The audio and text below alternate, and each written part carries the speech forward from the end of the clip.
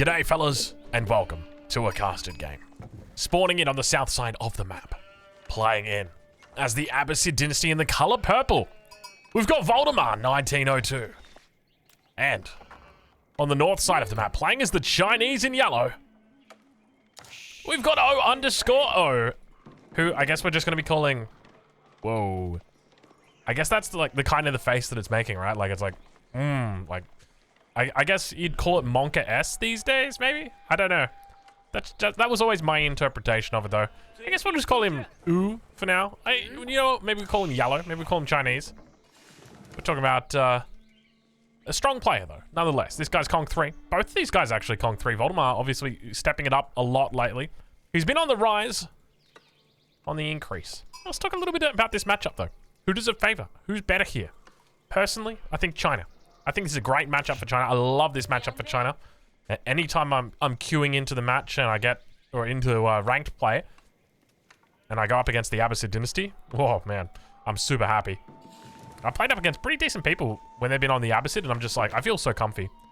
I think the only time you ever really lose as China against the Abbasid dynasty is if you do something a little bit crazy. You go for a strategy that, you know, maybe you shouldn't have. I remember one time I played against an Abbasid dynasty player, and I was memeing so much that I memed myself. Like, you know when you meme too far, where you actually let your memes be dreams, and then you turn those dreams into reality, and then the reality is that it's just like a soggy towel. It's sad. It's sad. I'm thinking of this one time in particular. I know that was oddly specific, but I'm thinking of this one time that I played a game. It was me against an Abbasid player, of course, and I'm like, yeah, this guy's terrible. He's going for a second town center. I'm going to go 2 TC myself, but I'm going to proxy archery ranges.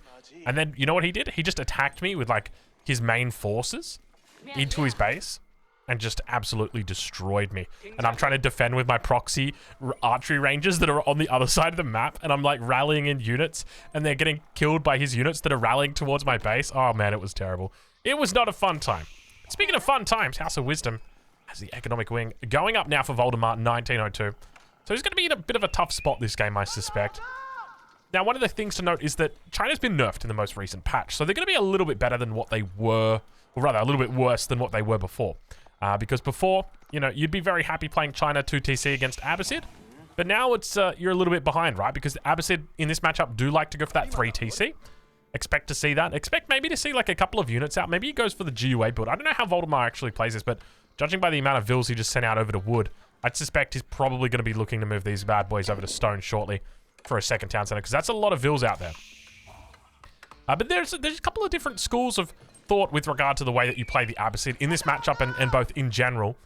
If you were to ask somebody like GUA, they'd be like, yeah, just play at one base.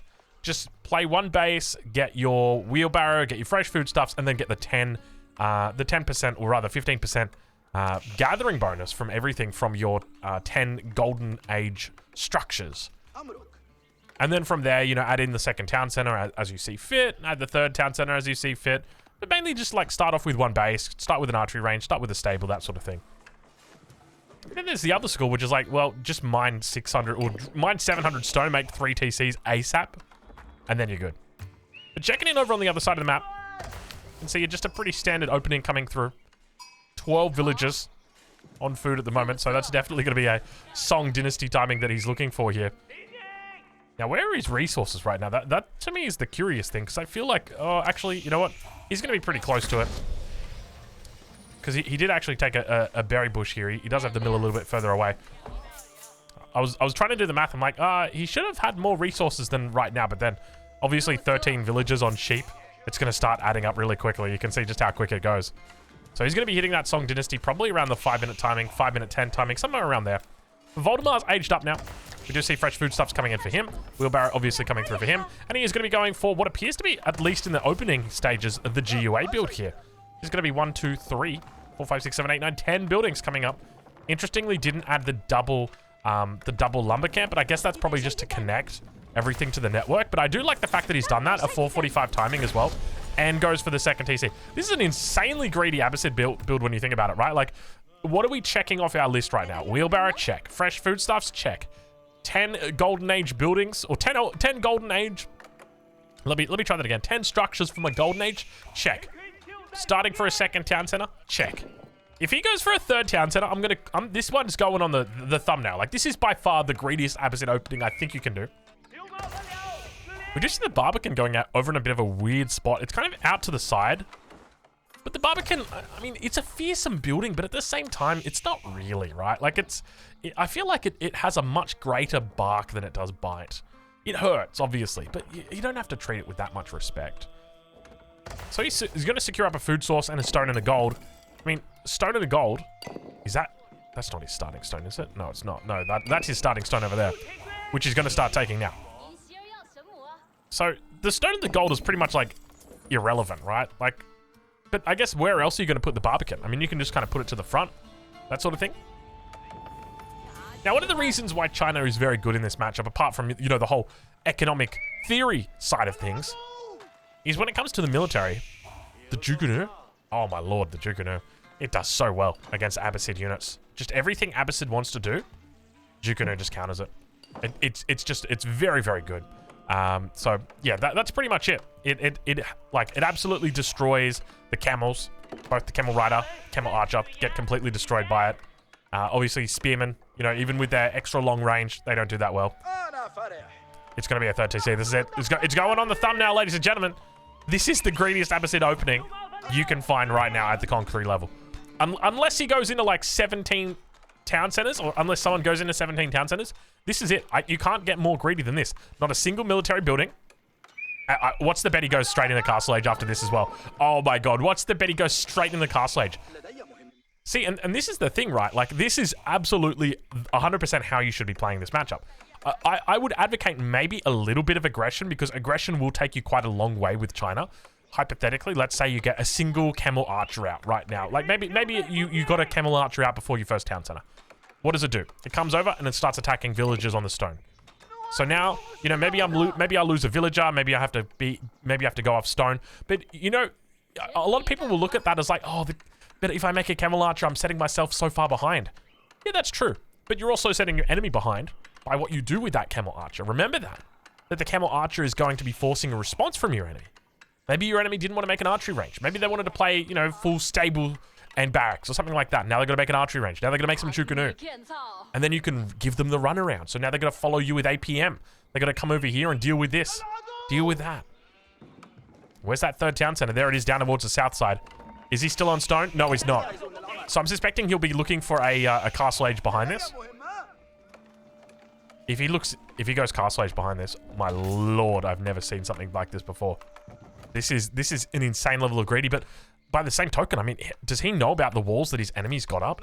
He doesn't. I mean, he knows that there's a little bit of walls that have come up, and I think that should probably be all that he needs to know, that, hey, you can go greedy. But he is gathering up wood now. No villagers on stone is going to indicate that it's there you go. He's going straight to castle. I'm loving it. Oh my god, Voldemar, I'm loving it, bro. This is absolutely beautiful stuff. And I know a lot of people might be sitting there thinking, like, oh, come on, Drongo, you're 8 minutes and 30 seconds through a game, and not a single unit's died, not a single villager's been killed, not a single knight has lanced an enemy villager. You know, this isn't a good game. This is, you know, a game with France, mate. It's not even like, you know, this is a game of chess that we're watching right here, and these guys are very carefully moving their pieces across the board. A game with France? I mean, with France, you're not even playing Connect 4, right? France is like Connect 2. It's like, I drop the red piece, and then you drop like the black piece next to the red piece, and then France is like, but I'm just going to drop the red piece here. I won, because they got a knight into your wood line, and because you're a very special person, you don't really react to the French knight in your wood line, so you just surrender the game, and that's it. So, I mean, I appreciate why you're upset, YouTube commenter, but I can't agree with you, unfortunately. This is another suspiciously specific example. So let's do a little bit of a stock take. Oh my god, it's a 3-town center coming out from the Chinese player as well. Dude, the greed is crazy from these guys. I mean, he does have a pretty wallable base. I feel like a wallable base is like a punchable face. Like, you've either got it or you don't. And this is 100% a wallable base. Look at that. Beautiful little walls coming in. So much food behind here as well. He's got locked in here 1, 2, 3, 4 berry spawns and a deer spawn. And he's got another deer patch that's like, this obviously isn't walled in, but you could just put a gate here and run with wheelbarrow. Like, you're fine, bro. Come on, you'll lose like 3 vils max. Go for it. Go for it. So 3 TC against 4 TC, or against, well, it is against 4 TC, right? That's the equivalent. This is the new China. So China makes a villager every 15 seconds. So if we make a villager every 15 seconds, that means that we make 4 villagers every minute, which means these 3 town centers make 12 villagers every minute. Whereas these 3 town centers make a villager every 20 seconds, which means a villager every, or 3 villagers every minute. And therefore, every minute, these guys are making 9 villagers. So it's the equivalent of 3 town centers versus exactly 4 town centers on the other side. So you will start to see that villager count really start to build up for China, which is going to give them quite a nice little boost in that late Castle Age, maybe even in that early Imperial timing, depending on how fast they want to go. Because we might, I'm serious, I think we might even see yeah, we're seeing fast imps. This is 100% a fast imp. If ever you start getting walled in, your enemy is like going full greed. And take a look at this. He's got triple barracks down. No units out just yet. Starting to get the upgrades though. I do like that. Age up about to cut. Oh my lord, he's actually going fast imp. This is the greediest build I've ever seen. Look at this. He's actually not even making a single unit.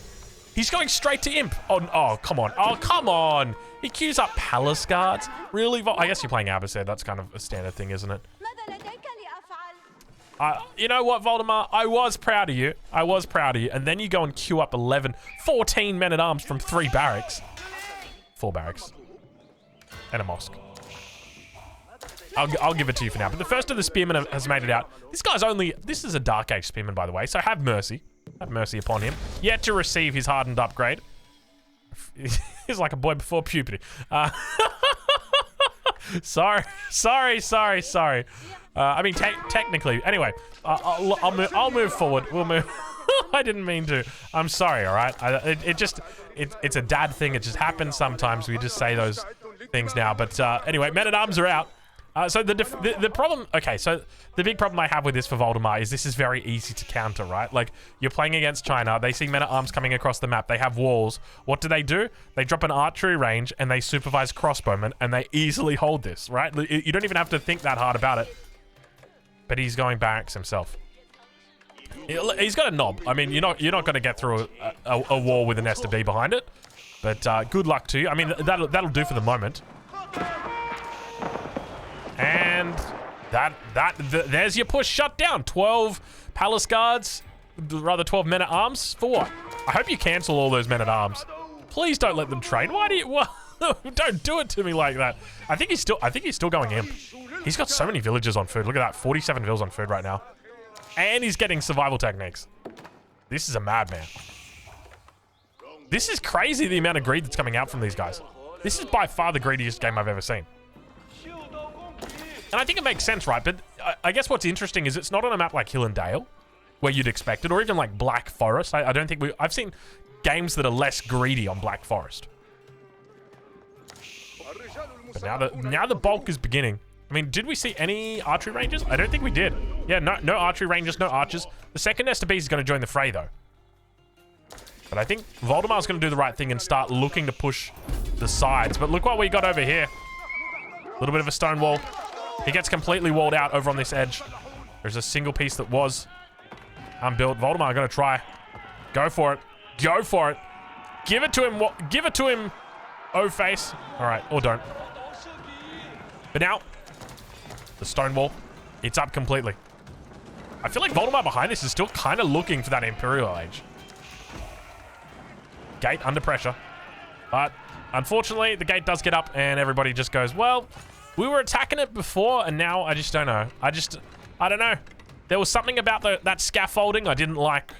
And now that gate is completed, actually, you know what? That kind of makes sense, right? Like, they can burn the scaffolding because it's not made out of stone. Whereas this is made out of stone. I mean, what are your torches going to do to stone? Really? Come on. You know, now that I think about it, if that's the case, why do my town centers get sieged by units? I'm making a petition right now. Town centers should not be sieged by units. It's unfair. And look at this. O_O. Coming in hardcore with a little bit of Palace Guard raids. I mean, if you're going to do it, this is the way to do it. You don't want to go two-hand with the Palace Guards. You know what you do want to do, though? You want to go Trade Wing. Oh, my God. What is he going for with Trade Wing? Please tell me he goes into Mass Camel Riders. Okay, okay. This could be good. See, but once again, this is the problem, right? Like, Voldemar's gone super greedy this game. He went 3 town centers. And we're watching it and we're cheering him on. We're like, yeah, Voldemar, yeah, do it, yeah. But it's like you're going late game against China. And it's like, the only civ that should ever go late game against China are the English. Maybe the Malians. But especially, like, the English, yes. No one else, really. And here you're not only inviting him, but encouraging him to go late game. And Arms managed to shut down the Palace Guards. Voldemar needs to wall. I'm going to say it now. I'm going to say it to you once, Voldemar. Wall your base. Do not be lazy. You're not being cool. You're not doing the no wall challenge. This ain't GUA's 2021 Age of Empires 3 stream. This is competitive ranked Age of Empires 4. We need to start seeing those walls up sooner rather than later. Because these Palace Guards, they're just like Smash Mouth. Once they start coming, they don't stop coming. And they don't stop coming. And they don't stop coming. And they don't stop coming. And they don't stop coming. And they don't stop coming.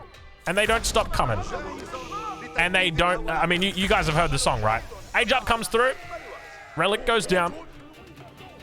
Imperial's through. Where does he go? What does he look for? He's going to be going straight into agriculture. Not what I expected in the Imperial Age. Imperial kind of on the way for our Chinese friend on the other side of the map.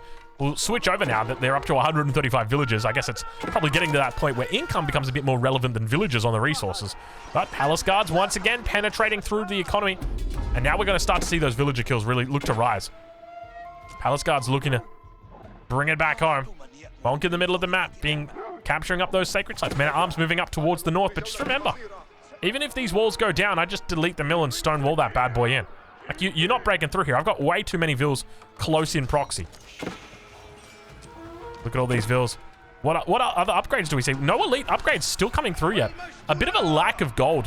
One of the key things to remember is when you do queue up that age up into Imperial, if you don't already have an excess of gold, you need to switch vills to gold. So if we check right now, he's got 15 vills on gold, which is great for producing units. But if you want to get those upgrades, which are really important, those are rookie numbers. You've got 98 vills, you should probably be like 35 to 40 vills on gold for those upgrades. But take a look at the economic difference between these two guys. 150 vills versus 99. Now, granted, 13 vills have been killed this game. We can see right there, worker kills. 13 for our Chinese player. But even if you gave 13 villagers to Voldemar, he'd still be down by 36 villagers. And that's not the town center difference here. I think that might... Is that player diff coming in right now, Voldemar? I don't want to say it too loudly, but we got idle time right now. Imperial H going to be coming through. Oh, my lord. It's the Chinese dream right there. 3 granaries in the corner. In the back of the showers. I'm not going to say it. I've said too much. Neutralization of the sacred site in the center. Camel barding? Camel handling. An increase of 15% movement speed. Men at Arms still yet to be upgraded to elite, by the way. Come on. How much does that cost? That's like 700 gold. You can't be getting that. Triple nest of V's. Quintuple! Sextuple nest of V's. Got to one-shot the Men at Arms. Oh, Lord, not like this. Oh, Lord, have mercy. Oh, Lord, have mercy. What are you doing over here, Yellow? You can't just be bringing 6 nest of Bees to a Men at Arms fight. What?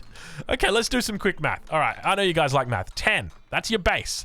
All right, a base of 10, and it does 8 burst attacks, which means 80. And you've got 6 of them. 8 times 6, that's 480. All right, you got 480 damage here. And that's 155 health. Now, obviously, not all the rockets hit, but it's still some pretty good coverage, right? Like, you got it. You got it. Like, that should do it. That should do it, John.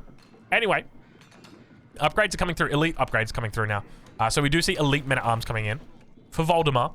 I would like to see something like, for Voldemar, maybe elite army tactics as well. But I think this is where it gets hard in the late game against China. What kind of composition do you go for? What type of style do you look to play?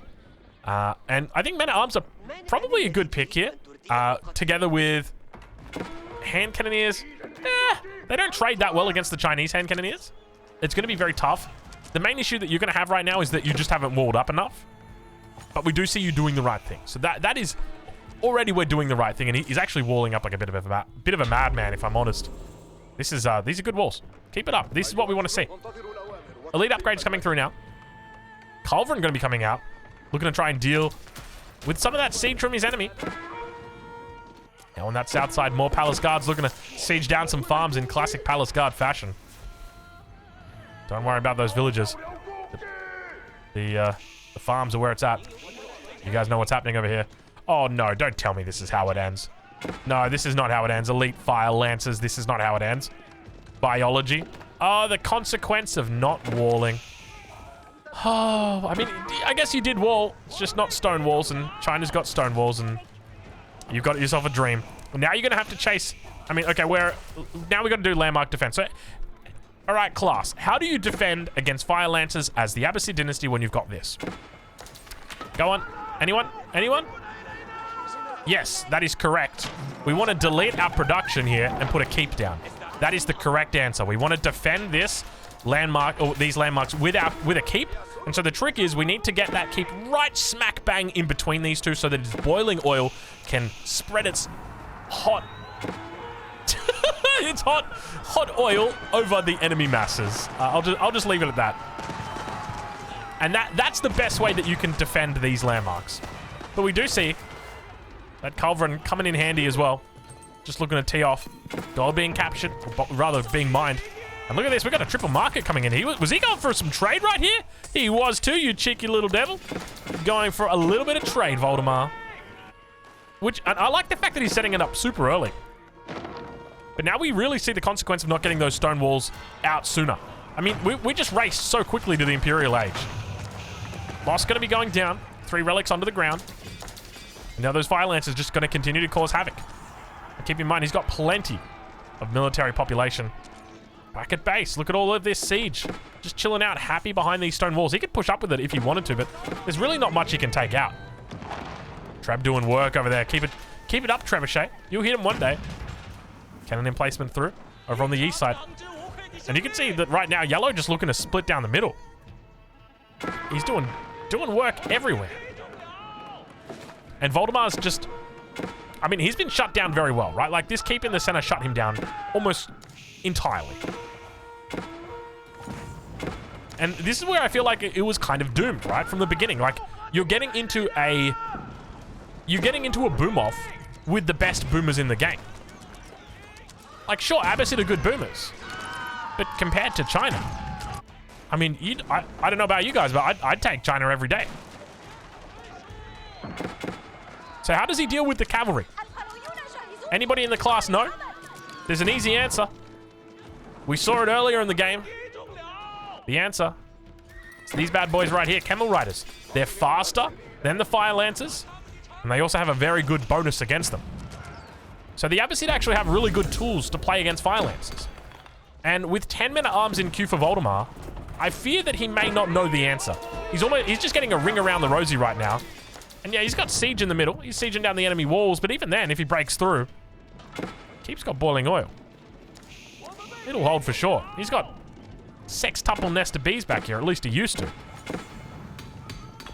And we still see Yellow just holding on for dear life. Sending units all around the edge of the map. I mean, I mentioned it like, what, 10 minutes ago, 15 minutes ago? We need to wall up.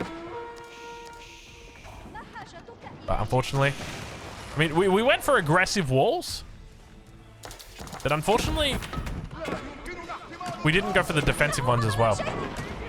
And you can see the consequence of that right now. Like, look at this. Beautiful farmland coming through from China. He's literally just playing only Fire Lancers here. What's Voldemar's defense here looking like? Because he had a whole bunch of stone in the bank, but I don't see where he spent it. A lot of units chasing after a very small amount. And this is just the advantage of having that cavalry. I mean, this has been a pretty sound strategy coming out right now from Yellow.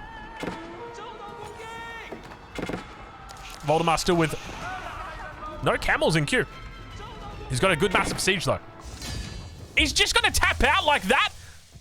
He's lost enough villages. He says, I'm done. That's it. He was looking like he was pushing towards the middle.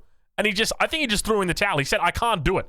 Well, fellas, go check out Voldemar. I'll leave a link in the description to where you can catch him. He's probably live on Twitch right now. Streams in English. Go say g'day. I'll catch you guys in the next one.